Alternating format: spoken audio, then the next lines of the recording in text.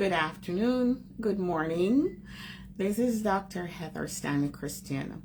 I am the founder of Unity Maternal Fetal Medicine, and today I'm here to share a few tips on preeclampsia, what to do, how to avoid. So for those who don't know what I do, I take care of complicated pregnancies to help persons achieve their best outcomes, no matter what the disease is. Preeclampsia is a condition that's unique to pregnancy.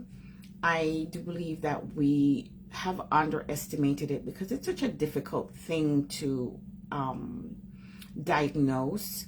The diagnosis is based clinically, but it's estimated that 8 to 10% of women with pregnancy will develop preeclampsia. It's universally the blood pressures are the issue. Protein may be spilled, but it's the blood pressure that's really the problem. So who is at risk? Any person who has a history of preeclampsia in a prior pregnancy. Any first-time pregnancy, women with first-time pregnancies, they are at risk. Women who are at the extremes of age, the very young and pregnant, or the more mature ladies who are pregnant, they are at risk.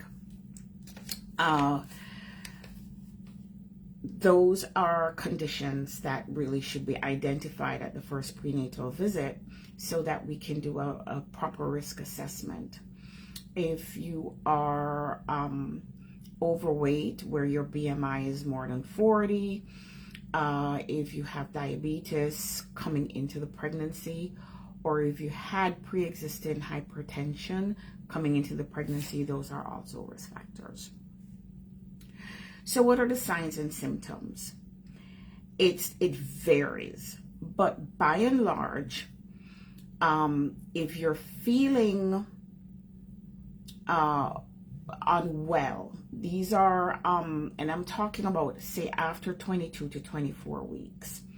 But generally, the blood pressures can go up, but you're not checking your blood pressures normally. So I would say to any mother who has any of those risk factors, if you're kind of feeling generally not well, but you can't really put your finger on what the problem is. You've been fine before, but the last couple of days you may be tired, you just may not be feeling yourself. It's worth checking a blood pressure to make sure that your blood pressures are not high. We still use the cutoff of the diastolic, which is the bottom number of 90, and the top number, the systolic, of 140. So if any of those numbers are outside of range for you, please call your doctor.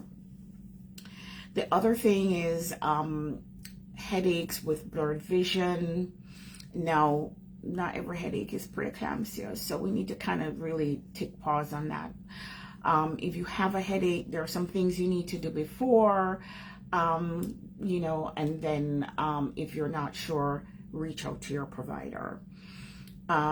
Swelling is usually not the swelling of the feet so much, but the hands, the face. Those are telltale signs. Now, how do we really manage preeclampsia?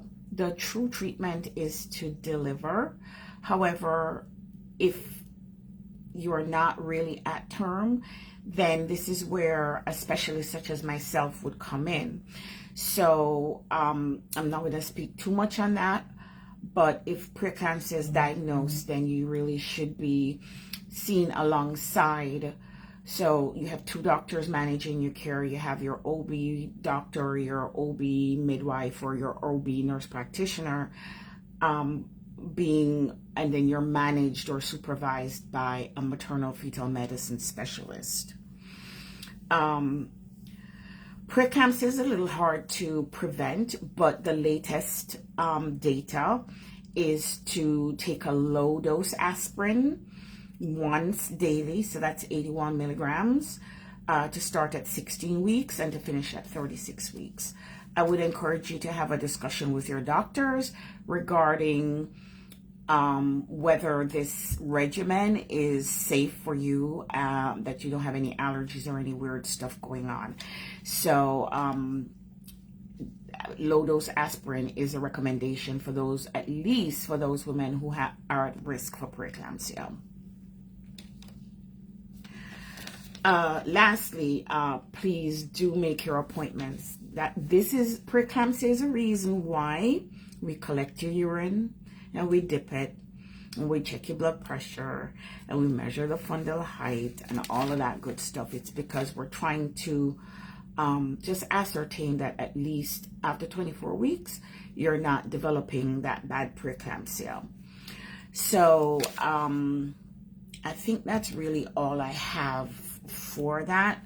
Just remember your risk factors, remember the signs, talk to your healthcare doctor or provider if you have any concerns.